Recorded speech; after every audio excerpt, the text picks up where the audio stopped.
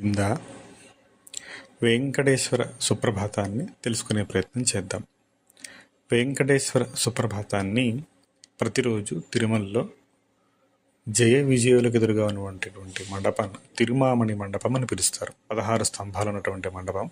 ఆ మండపంలో ప్రప్రధానంగా స్వామి మేలుకొలుపు ఈ సుప్రభాతంతోనే మొదలవుతుంది. ఇది ఎప్పుడు మొదలైంది ఈ సేవ అంటే 1430 సంవత్సరంలో శ్రీ వీరప్రతాపరాయలు అనేటువంటి మహారాజు ఈ టైంలో ఆయన హయాంలో ఈ సుప్రభాత సేవ మొదలైనట్టుగా మనకు చారిత్రక ఆధారాలు ఉన్నాయి. దీన్ని రాసింది అన్నన్ స్వామి. ప్రతివాద భయంకర అనేటువంటి బిరుదైనటువంటి ప్రతివాద భయంకర అన్నన్ అనేటువంటి ఒక మహావైష్ణవ భక్తుడు ఈ వెంకటేశ్వర సుప్రభాతాన్ని రచించడం జరిగింది. ఈయన ఎవరయ్యా అంటే అనంతాచార్యుల కుమారుడు. అనంతాచార్యుల గురించి మనందరికీ తెలిసిందే. ఆయన తిరుమలలో ఫస్ట్ సిటిజన్.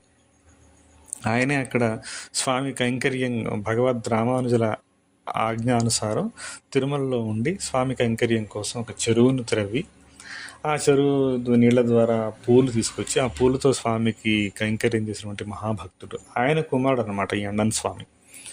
ఆయన మణవాల మహాముని యొక్క శిష్యుడు. ఆయన దగ్గరే విద్యను నేర్చుకున్నాడు. అప్పుడున్నప్పుడే ఈ సుప్రభాతం రాయటం జరిగింది. ఈయన ఈ వెంకటేశ్వర సుప్రభాతంతో పాటు మిగిలిన దేవతా స్తోత్రాలు కూడా రచించారు.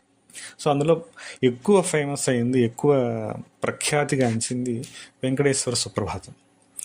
ఇది మొత్తం 4 భాగాలుగా ఉంటుంది. వెంకటేశ్వర సుప్రభాతము, వెంకటేశ్వర స్తోత్రం, వెంకటేశ్వర ప్రపత్తి, మంగళాశాసనం. వెంకటేశ్వర సుప్రభాతంలో 29 శ్లోకాలు ఉంటాయి. స్తోత్రంలో 11 శ్లోకాలు ఉంటాయి.